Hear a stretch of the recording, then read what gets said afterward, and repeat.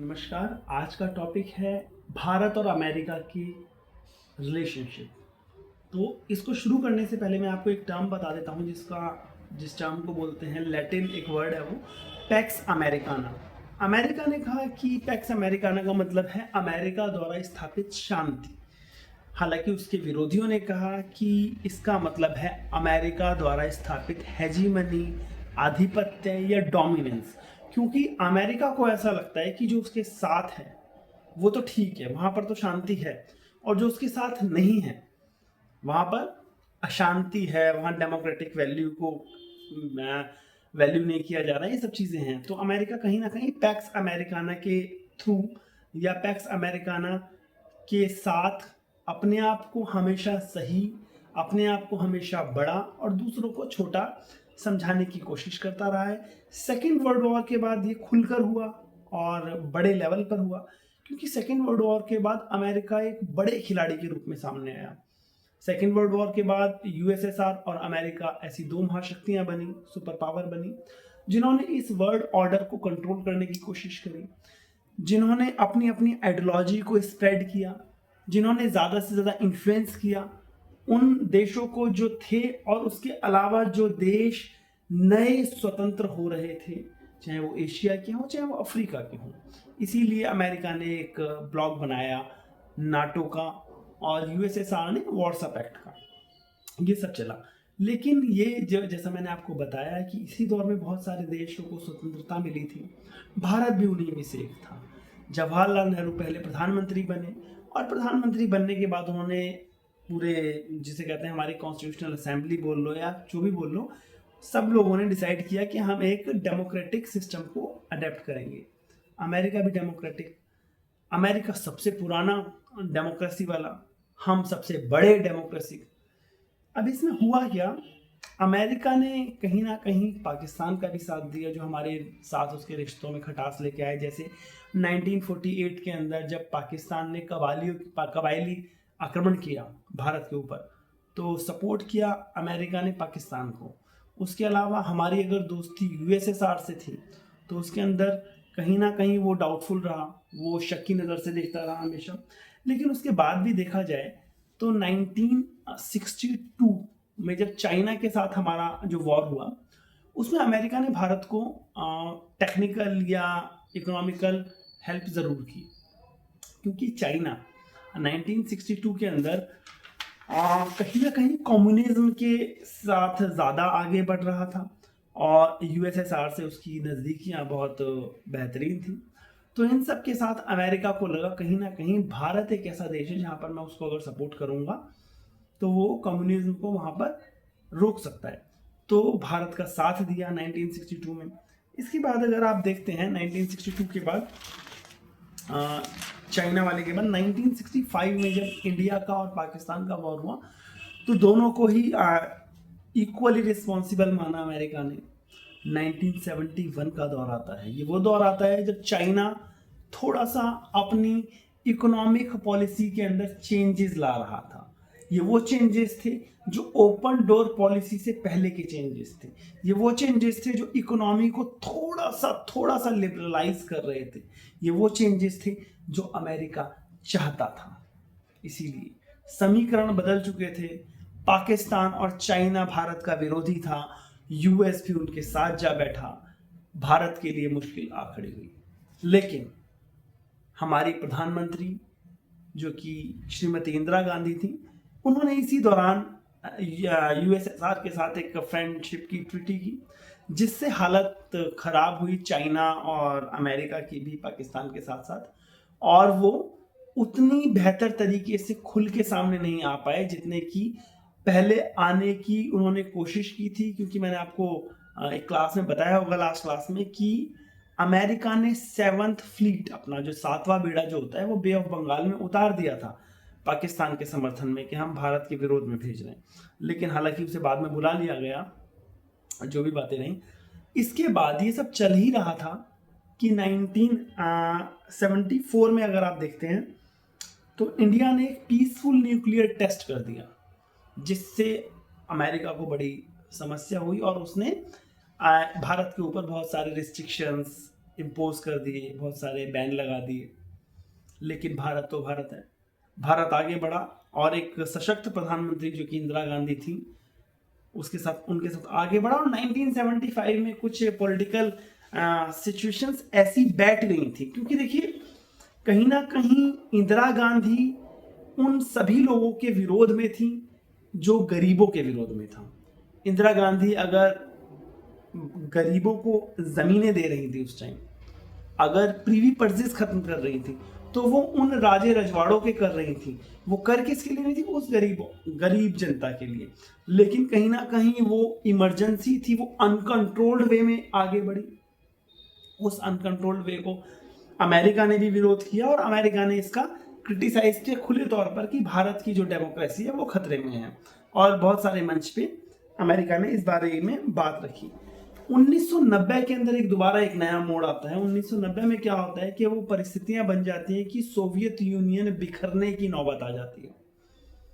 जी हाँ, अब अमेरिका के और रूस के रिश्ते बेहतर होने लगते हैं, चाइना भी इनके साथ ही है। अब हमारे जो सबसे ज्यादा आयात और निर्यात, हमारा इंपोर्ट एक्सपोर्ट जो सबसे ज्यादा यूएसएसआर के साथ था, अब वो हमारा जो पार्टनर था वो बिखर गया था, वो बर्बाद हो रहा था, वो भी अमेरिका के रास्ते पर चलने को तैयार हो रहा था, और हमारी इकोनॉमी को एक और झटका लगा जो बहुत बड़ा झटका था। अब अमेरिका के साथ रिश्ते बेहतर करना हमारे लिए कोई ऑप्शन नहीं था, हमारी जरूरत थी।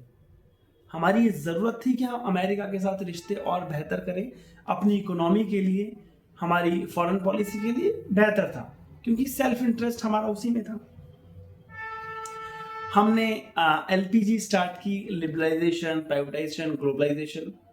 उसके साथ साथ अमेरिका ने आईएमएफ के थ्रू भारत को एक बहुत बड़ा लोन दिया, जिसके साथ साथ हम जो हमारा आर्थिक संकट था भारत के ऊपर, हम उससे निकलने में कामयाब हुए और बेहतर तरीके से हम बाहर आए इस संकट से। इसी दौरान जो बायलैटरल रिलेशन थे इंडिया और यूएस के बीच में, वो बेहतर होते चले गए।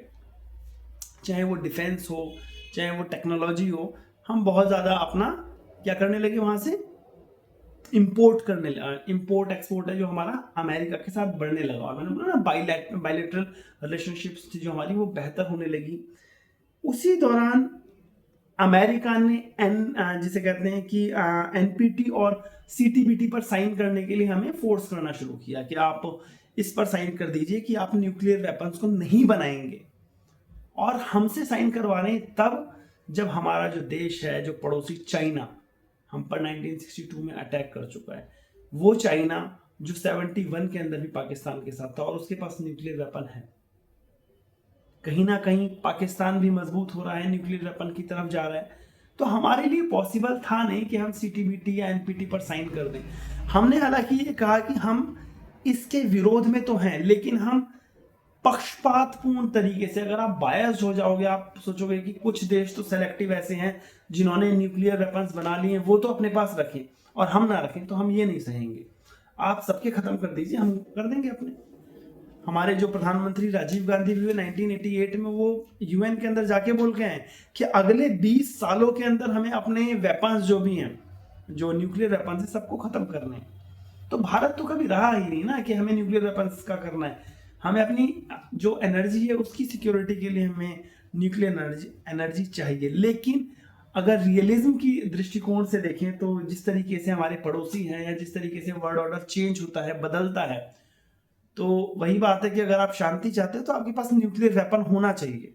और ये आपको मैं बता दूं कि अगर ईरान के पास न्यूक्लियर वेपन होता तो अमेरिका में इतनी हिम्मत नहीं थी कि उस युद्ध को इतना आगे बढ़ा लेते। अगर वेनेजुएला के पास न्यूक्लियर वेपन होता तो अमेरिका की इतनी हिम्मत नहीं थी, जैसे ट्रंप भाई साहब वहां के जो प्रेसिडेंट है उन्हें उठा के ले गए, वो नहीं ले जाए। तो इसीलिए न्यूक्लियर वेपन हमारी जरूरत थी। ना इंदिरा गांधी झुकी, और तब ना 1998 के अंदर अटल बिहारी वाजपेयी झुके, और पोखरण सेकंड हुआ, हमने न्यूक्लियर वेपन बना लिया, डिक्लेयर कर दिया। अमेरिका थोड़ा और गुस्सा हो गया और हमारे ऊपर उन्होंने रिस्ट्रिक्शन इंपोज करने शुरू कर दिए इकोनॉमिकल ग्रोथ रोकने के लिए, ताकि हम कहीं ना कहीं अपने उस प्रोग्राम को बंद कर दें।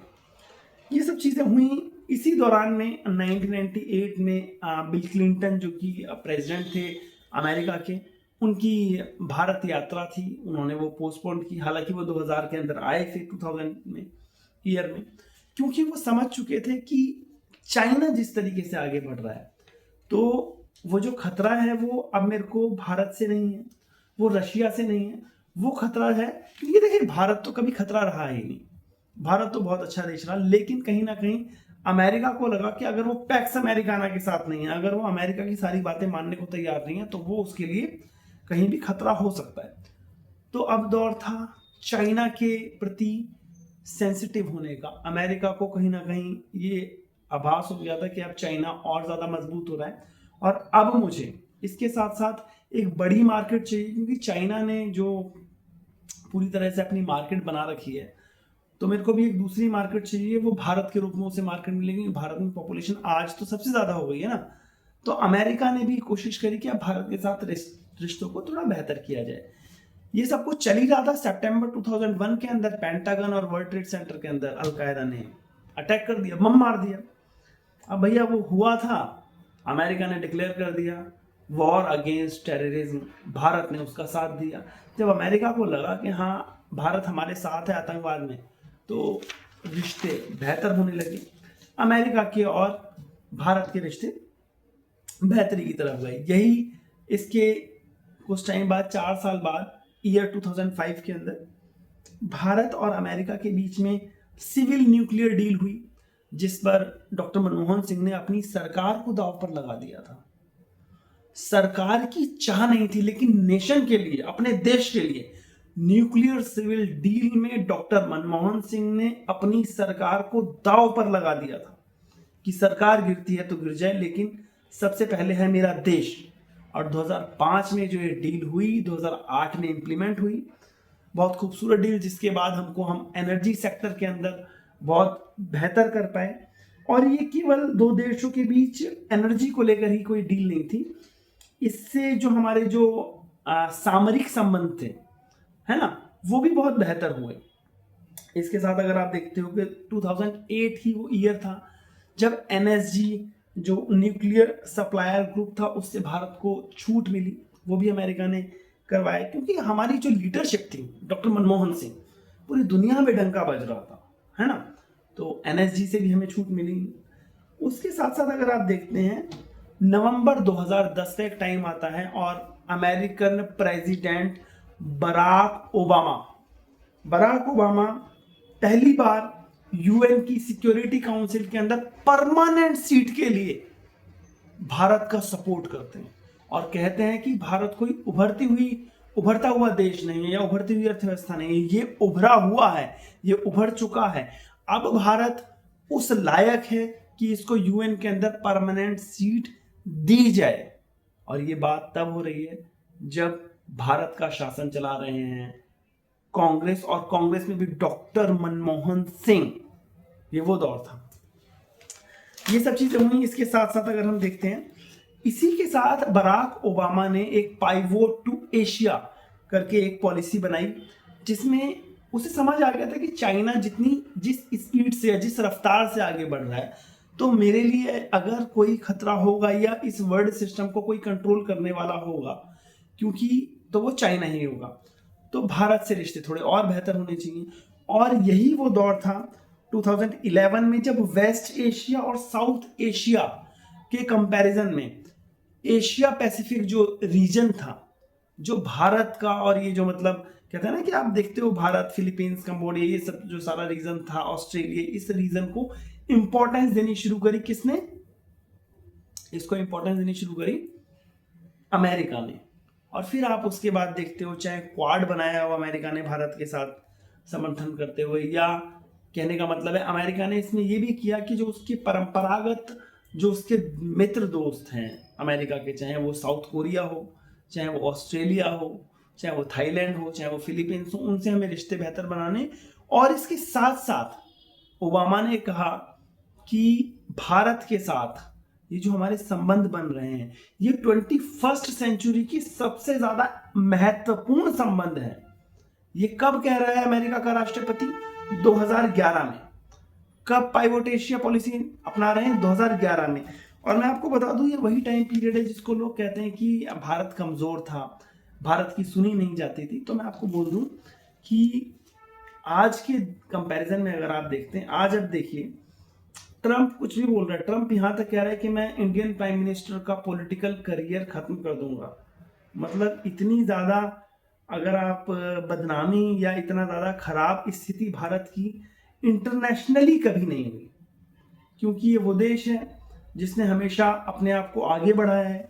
ये वो देश है जिसने अपनी इकोनॉमी हो या अपनी वर्क फोर्स हो, अपनी पूरी दुनिया को दिया है ये सब कुछ, है ना। इसी टाइम में पहली बार इसके बाद हम देखते हैं कि 2014 में सरकार बदलती है और 26 जनवरी 2015 वो ईयर होता है जब बराक ओबामा या अमेरिका का कोई राष्ट्रपति रिपब्लिक डे परेड में भारत आते हैं। और वो आते हैं, ये वही दौर है जब अमेरिका के साथ जो हथियारों का जो इंपोर्ट एक्सपोर्ट है वो भी बहुत ज़्यादा बढ़ जाता है। लेकिन बराक ओबामा तक सब ठीक चलता है। एक राष्ट्रपति आते हैं वहाँ पे थोड़े से, जो अपने आप को सुप्रीम लीडर समझते हैं, जो अपने आप को क्या समझते हैं वो उन्हीं को पता है। क्योंकि वो, मैंने बोला ना आपको, वेनेजुएला के राष्ट्रपति को उठा के ले गए बेडरूम से। ऐसे कौन करता है? हमारे प्रधानमंत्री को कहते हैं हम आपका पॉलिटिकल करियर खत्म कर देंगे। अरे तुम होते कौन हो भाई? और मैं उम्मीद करता हूं कि अगली बार 56 इंच का हमारा प्रधानमंत्री, 56 इंच का नहीं, 56 इंच के सीने वाला हमारा प्रधानमंत्री सीधा आंखों में आंखें मिला के बात करेगा डोनाल्ड ट्रंप से, जिस तरीके से हमारी मर्दानी प्रधानमंत्री इंदिरा गांधी ने करी थी निक्सन से, उसी तरह से। और मैं ये उम्मीद करता हूं कि उतना ही सम्मान मिलेगा भारत को जितना जवाहरलाल नेहरू के टाइम में मिला था, या जितना अटल बिहारी वाजपेयी के टाइम में मिला था, या डॉक्टर मनमोहन सिंह के टाइम में मिला था। तो मैं ये उम्मीद करता हूं, और मैं ये उम्मीद करता हूं कि जिसको मैंने वोट दिया है, जो मैंने सरकार बनाई है, जो हमारे प्रधानमंत्री है, वो हमारे देश की छवि को उतने धूमिल ना होने दें। और अगर कोई किसी देश का राष्ट्रपति समझता है कि हाँ वो कुछ भी कहेगा, तो मैं ये मानता हूँ कि मेरा प्रधानमंत्री उसको जवाब देगा। अमेरिकन प्रेसिडेंट ट्रंप ने भारत को एक प्राप्त था, जनरल प्रेफरेंस सिस्टम था, उसको खत्म कर दिया। मतलब वो अपने आप में सुपरस्टार है, वो कुछ भी करते हैं भाई साहब। इसके साथ साथ रशिया, ईरान और आपका नॉर्थ कोरिया, कहते हैं कि रशिया, ईरान और नॉर्थ कोरिया मेरे दुश्मन है। तो आपको उनसे दूर रहना है। रशिया से तेल लेना है नहीं लेना मैं बताऊंगा आपको, ईरान से नहीं लेना ये भी मैं कह रहा हूं आपसे। तो मतलब हमें डिक्टेट किया, और उसके बाद आप ये जो वॉर हो रहा है इसके अंदर भी ईरान से लेने से मना कर रहे हैं। कहते हैं कि मैं मोहलत देता हूं आपसे कि आप ले सकते हैं रशिया से तेल, 30 दिन की मोहलत देता हूं। तो मतलब ऐसी उलझुल बातें कर सकते हैं एक उस देश से जो संप्रभु है, उस देश से जिसके पास उसकी सॉवरेनिटी है।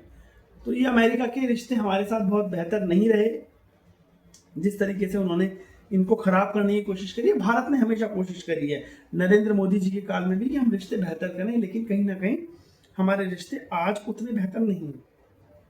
अमेरिका ने भारत को एक मेजर डिफेंस पार्टनर बनाया, क्योंकि उसे पता है कि सिपरी की रिपोर्ट के अंदर भी अगर आप देखते हैं तो भारत सेकंड लार्जेस्ट कंट्री है जो सबसे ज्यादा हथियारों को इंपोर्ट कर रहा है। सबसे ज्यादा कौन कर रहा है? वही बर्बाद मुल्क जो है यूक्रेन। उसके बाद दूसरे नंबर पे भारत है। तो उसको अपने हथियार तो बेच नहीं है ना अमेरिका को, तो वहां पर हमारा पार्टनरशिप वो निभा रहा है। एक 2018 में अगर आप देखते हैं तो कॉमकासा एग्रीमेंट हुआ 2018 में, जो अमेरिका ने भारत के साथ किया, और उसमें था कि अमेरिका अपनी गोपनीय सुरक्षा और तकनीक को भारत से साझा करेगा। तो इस तरीके से हमारी जो भी है अमेरिका के साथ विदेश नीति या अमेरिका के साथ संबंध वो चले, वो अच्छे हैं बुरे हैं वो आप इस तरीके से कर सकते हैं। इसी के साथ साथ मैं आपको हिंदी और इंग्लिश में दोनों को इसी वीडियो के अंदर नोट्स भी प्रोवाइड करने जा रहा हूँ, तो आप बने रहिए। Thank you.